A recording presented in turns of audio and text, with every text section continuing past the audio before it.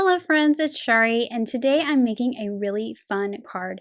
This is a Halloween card, it's a window card, it's a trifold card, and it uses lots of different sets to make a really fun Halloween scene. So it's a longer video, but stick with me because this is going to be fun. So first let's take a look at the stamps that I'm using for this card. I'm using the Booyah stamp set for the ghosts and their little hats and hair. I'm going to be using Perfectly Wicked for those little potions, the books, the cauldron, and one of the cats. I'm going to be using this Fireplace from Cozy Christmas, and then this broom from Frosty Friends. Then I've got this little stack of books from Den Sweet Den, this pumpkin, and actually that hat as well from Spooktacular, these little gravestones from Spooky Village, and then this little dachshund from Happy Howloween.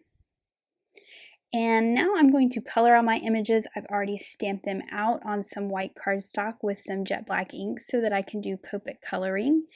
And I'm just doing simple coloring with all these, just a little bit of shading. I'm starting out with those bubbles for my cauldron with those really bright greens. I think this is a really great color for these bubbles that fit in that cauldron, and it really contrasts well with the black that the cauldron is.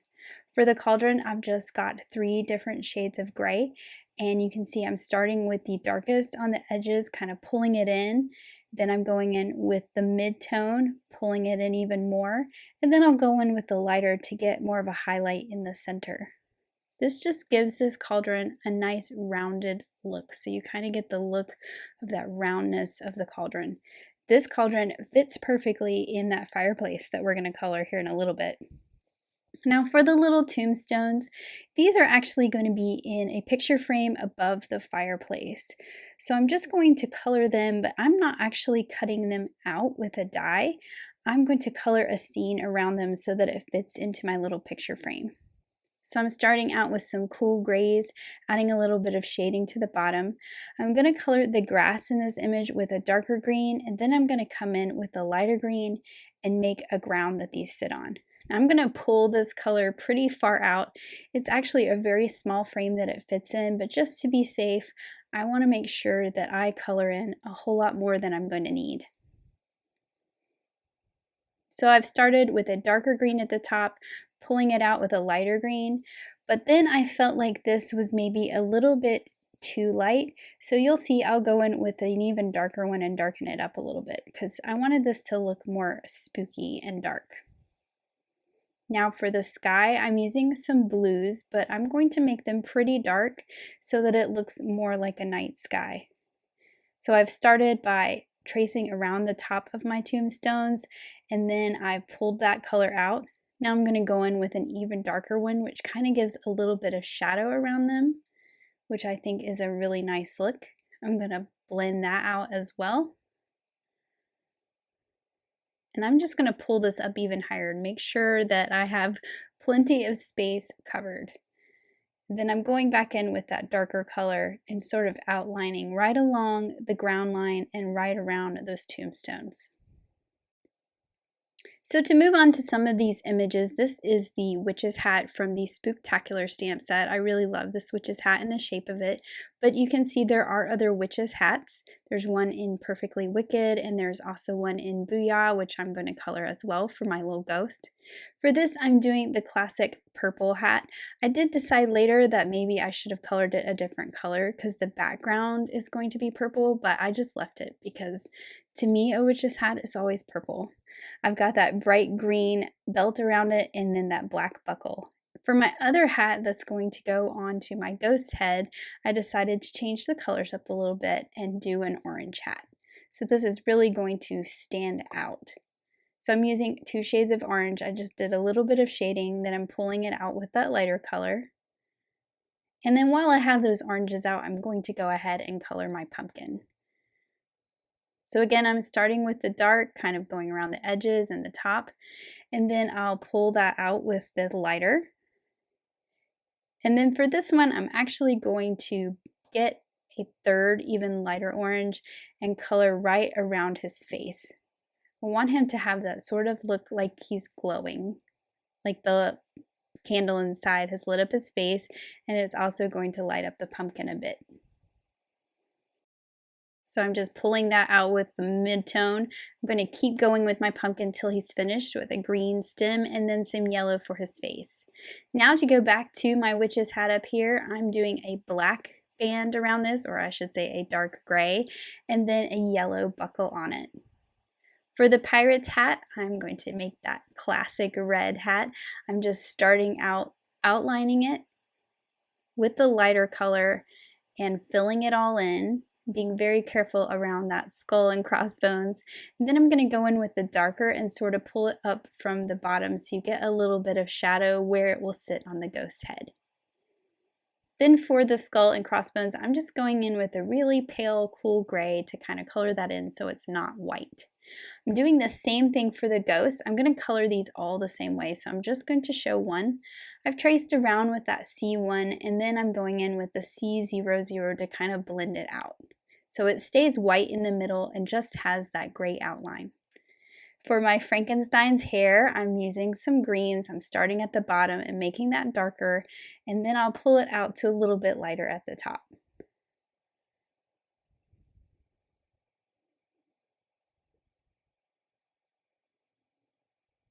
And then of course for the little bolts, I'm going in with a gray. Now I'm moving on to my little cat from Perfectly Wicked. This one is super cute. It might be my favorite. It's going to go on top of my fireplace. So I'm just coloring that with some warm grays. I started with the dark, kind of where my shadows are on the legs and under the cheeks, and then I've blended it out with the lighter color. And then I'm just going to go back in with that darker and kind of enhance those shadows a little bit because they got blended out with that lighter color.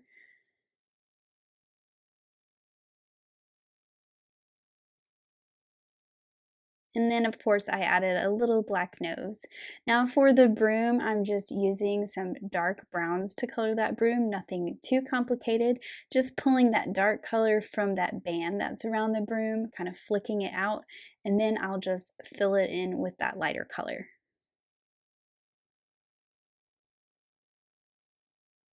No shading on that handle, and then I'll just add a little bit of yellow to those bands across the broom. Now for my little dog here, I've got a few colors. I'm actually going to change out that E21. You'll see here in a minute, it's a little bit too light. But I'm starting with those shadows, pulling it out with that lighter, that E23.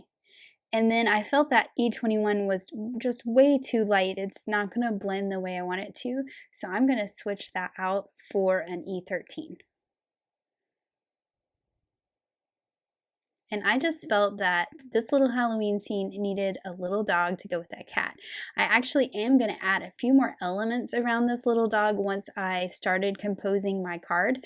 I added a matching little purple witch hat for him that's also from the Happy Howloween set, and the little goodie bucket with a bone in it, the little pumpkin bucket. Now to work on my books, I actually struggle coloring piles of books for whatever reason, so I went and looked at the lawnfawn website and found a card by Grace with the Den Sweet Den set, which is where these books are from, and I kind of used that as inspiration for my books. And I'm going to use those same colors that I'm using on these books on the other pile of books. You can see I have colored one there, I didn't like it, so I'm going to stamp out another one and color them a little differently. So this is that newly stamped set of books. These are going to sit on top of my fireplace. And I'm using the same colors that I did in the pile of books that are going to sit on the floor.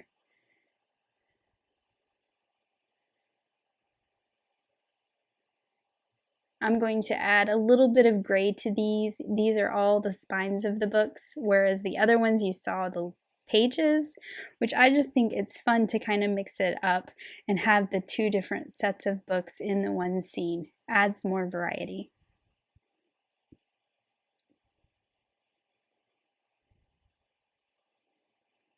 And then finally, I actually took that gray and added a little bit of a line down the yellow book and the pink book to give it a little bit of shadow. Now for my little potion bottles here, I'm going to color this one purple.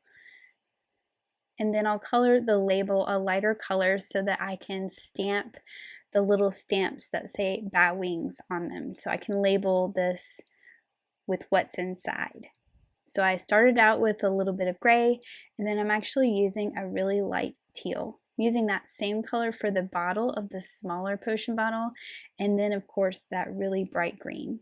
I'm doing my shadows again with a really pale gray.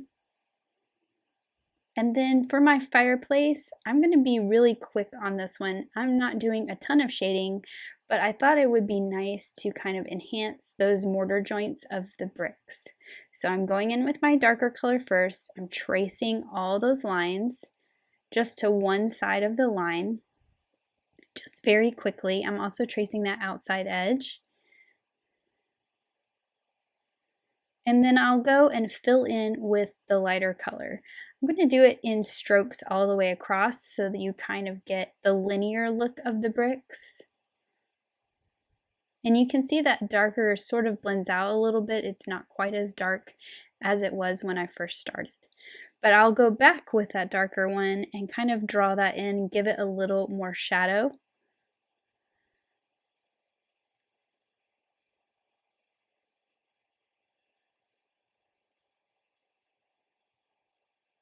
But this is actually just the lighter. Just adding another layer makes it a little bit darker. I want kind of that dark, spooky fireplace.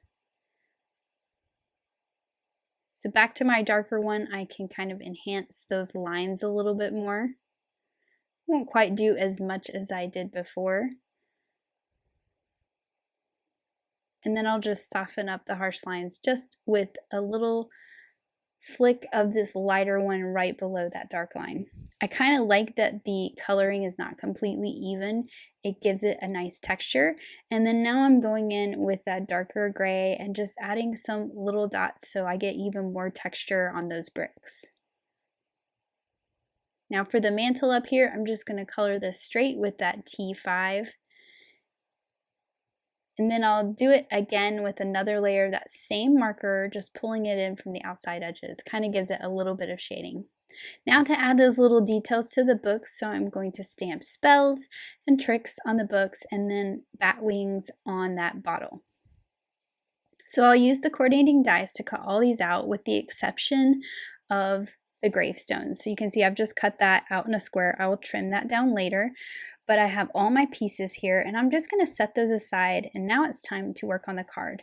So I have a piece of narwhal cardstock cut to a side folding A2 size card, so 4 1/4 by 5 1/2. And I'm going to be doing some stenciling on this card. So I'm using some removable adhesive to hold it down. I'm going to line up the brick stencil because we're going to create the outside of the house for the window to go on. And I'll just hold the stencil in place with my magnets. Now I am putting one right in the center because I don't really care if the ink is in the center because I'm going to die cut that out. And I'm using some storm cloud ink to ink this brick right onto the cardstock. So this is going to give a nice dark brick with a lighter mortar in the middle. And I'm also trying to not be too even with my ink. I want it to be a little uneven so that it has a little bit more of that spooky look, spooky texture. So you can see some places are a little darker and others are a little lighter.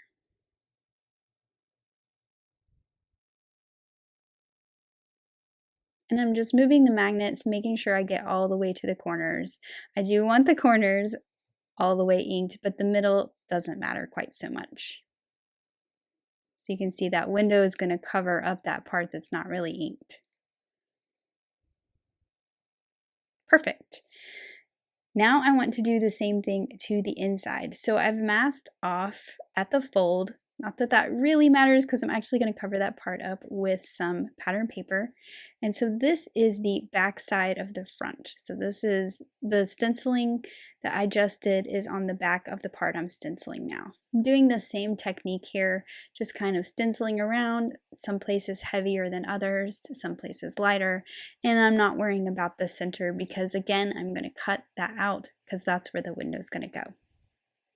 So I'm just checking that out. I kind of missed that bottom corner a little bit. I'm going to go lay my stencil back on there and get that ink just a bit more so that brick goes all the way to the corner. So now I can cut the window out that's going to be the opening, and I'm using the rectangle die from the window scene Winter because I know that this fits perfect with this window frame. I've got 2 window frames cut out of black cardstock, and what I'm going to do is line this up on the front of the card where I want it, and I'm going to trace the inside with a pencil because this die is a little bit bigger, so it's going to cut that part away. The pencil line will just be a guide so that I can line up the die to cut the opening. So I'll just trace the insides, making sure that I get them nice and dark. The first time I traced them, they were a little too light. And you can see those pencil lines there, and I can use that as a guide to cut my hole. Just kind of making sure it is where I want it to be. And I'll just hold that in place with some tape, and I will run that through my die cut machine. Now, I don't know about you, but my plates are very cut up, and they like to leave impressions on the back. You can see how well loved they are. But I want the back of this to be really nice too, because you're going to see it. So what I'm doing is taking a piece of scrap cardstock. This is just some inexpensive cardstock that I use to sketch things out on. And I've put that behind that so that it's protected from that plate that's all cut up. And now the back side is nice and pristine as well. I'm going to glue the window frame onto the front of my card. And I'm using liquid glue so that I can shift this around as needed. So I'm going to line it up where I think it needs to be. The thing is, you can flip it over and see if it's nice and even in the opening, which mine was not quite. So I'm just going to lay it down, center it up, and then I can flip it back over, kind of shift it around, make sure it's straight with that brick stencil. I'm going to go ahead and add my sentiment to the front before I start adding other elements to this card. This sentiment is the Happy Halloween sentiment from the Booyah stamp set, and actually I'm using those bricks to kind of line it up. So I'll just stamp that right below the window. And then now I can move on to some other fun elements. So I'm using this Spiderweb from the cute cobweb die set, and I'm going to cut it from some pearlescent vellum. So it's going to have a nice shimmer on one side. And then I'm just going to tuck it up into the corner of the window. This is going to get sandwiched between my 2 window frames. So I've put it to where the pearlescent side faces to the outside of the card. And then the other side won't be as shiny, but you still get that kind of cool ghosty look because it's vellum. Then I'm taking my second frame that I cut out of black cardstock, and I'm just going to layer the 2 together. So you can see I put some liquid glue on the mullions in the middle this time. That way I can line these 2 up. They will stick together and sandwich that spider web right in between. So now you have this nice finished look on the inside as well. Now for the trifold part of my card. This is a piece of vellum. It's cut a little wider than the width of the card, and I'm going to score it to make a hinge. So this is going to be the part that folds out to the right. So I'm just going to fold that down, make sure it's nice and creased. And this piece is going to adhere to the inside of my card. So I'm going to use some double-sided tape so it's nice and sturdy. Just putting it all over that little flap. And then I'm going to pull off the liner paper from that, fold it over, and line it up with that outside edge. So this makes a hinge on the other side. For the very inside that's going to cover up that piece of vellum where it's stuck down, I'm just using a piece of purple plaid paper. Now this is from an older paper pack, but I really like this and I think it looks really good as some wallpaper. But you could use any plaid, or you could even stencil a plaid background if you wanted. And then this is going to perfectly cover up that adhesive on the vellum so you get a nice clean finish. And now for the floor, I'm using a piece of that dark brown wood grain cardstock. I'm just trimming it down to the height I need.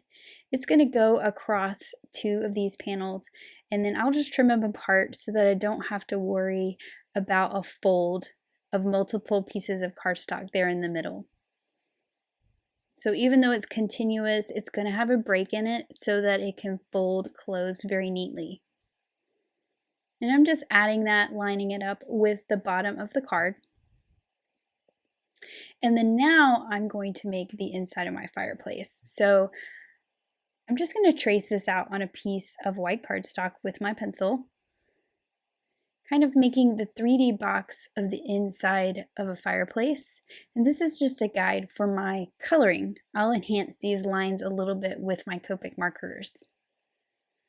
I want it to look like it's glowing, like there's a fire in here, even though I don't have an actual fire image in my card. So I'm starting out with some yellows and oranges to get that glow.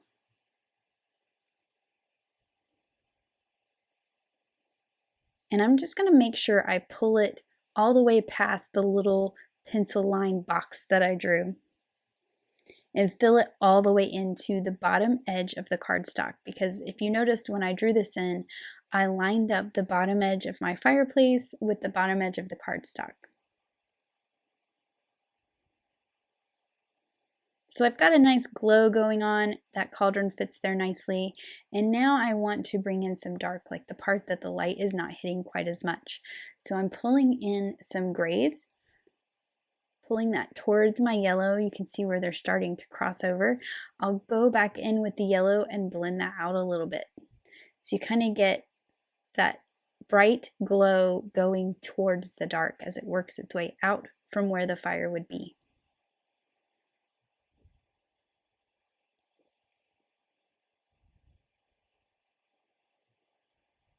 And once I've got it looking the way I want, that cauldron looks good there. It kind of covers up some of those pencil lines. I'm going to go in with another gray and just trace those lines of the box so you still get the look of the 3D, but they're not harsh dark lines like they would be with a black pen.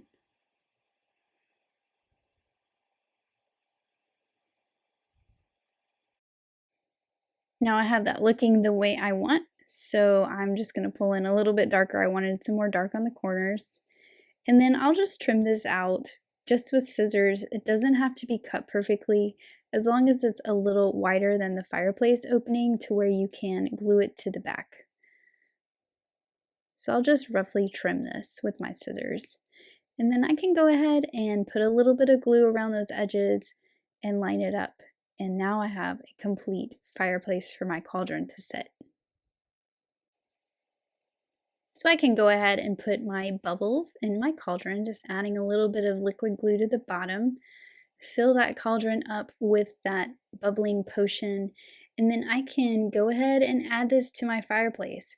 I'm not using any foam pop dots on the inside of this card because everything needs to lay flat since it's the inside. So everything's going to be adhered flat to each other and to the background. I'll go ahead and put this fireplace in here because everything is going to build around this.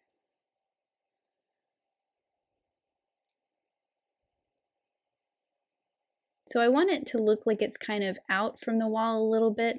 So the way to do that is to pull it down past that top edge of the floor, and then it looks like it's kind of protruding into the space a bit. I'm going to take all these elements that I colored earlier and start placing them around in the arrangement that I want for my card. So you can see there how that purple hat kind of blends in. I left the purple hat, but I changed out the bat wings bottle. I did color that orange and cut out a new one so that it stands out a little bit more on that purple plaid background. And then I can just start adding some liquid glue to all my pieces and sticking them down in place.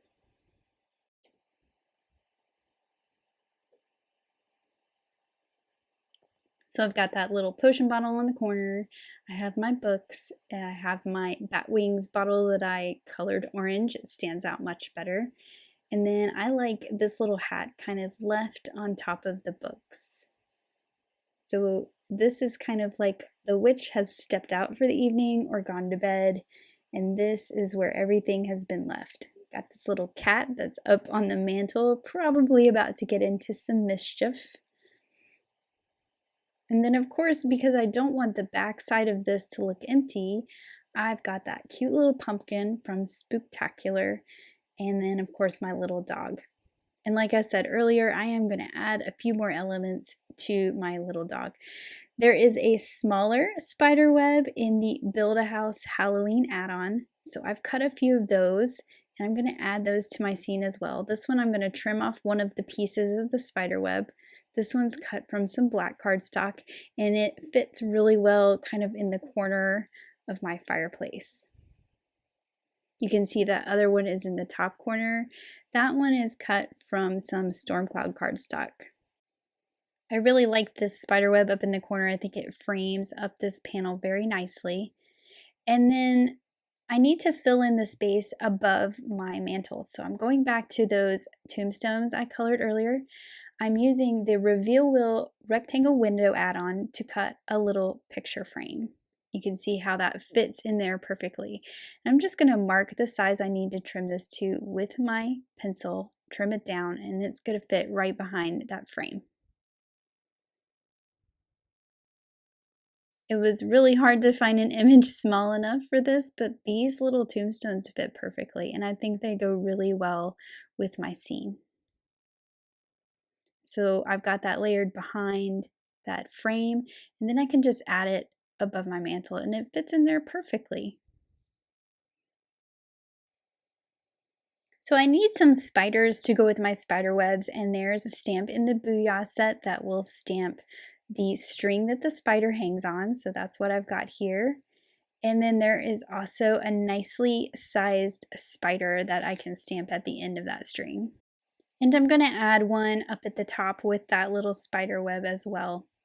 Now to move on to my ghosts, I need to put their little hats on. So I've got my pirate here that I stamped earlier with the eye patch on.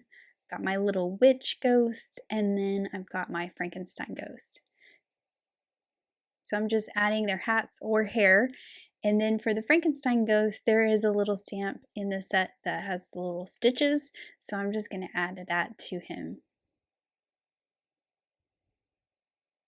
And these guys are going to go onto my vellum piece so that they're peeking through the window, and that vellum piece kind of hides the scene behind.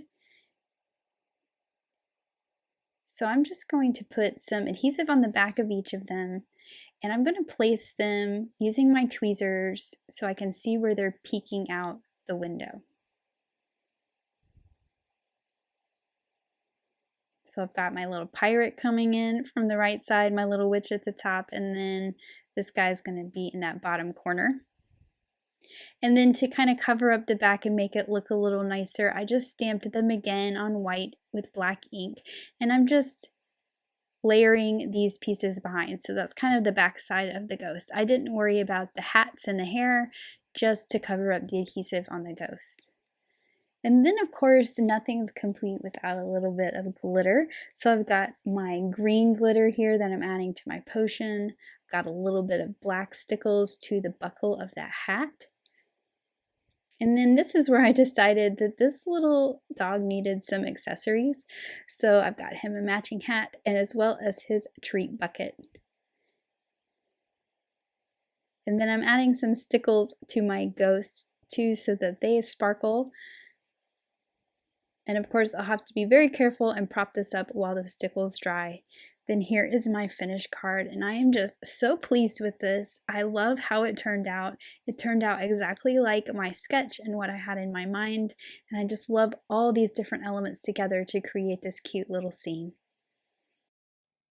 So I hope today's card has inspired you to take a look at all those stamps in your stash and see how they'll work together to make a really fun card, and maybe try a couple of these techniques. Thanks so much for watching. Have an amazing day and a happy Halloween. Bye!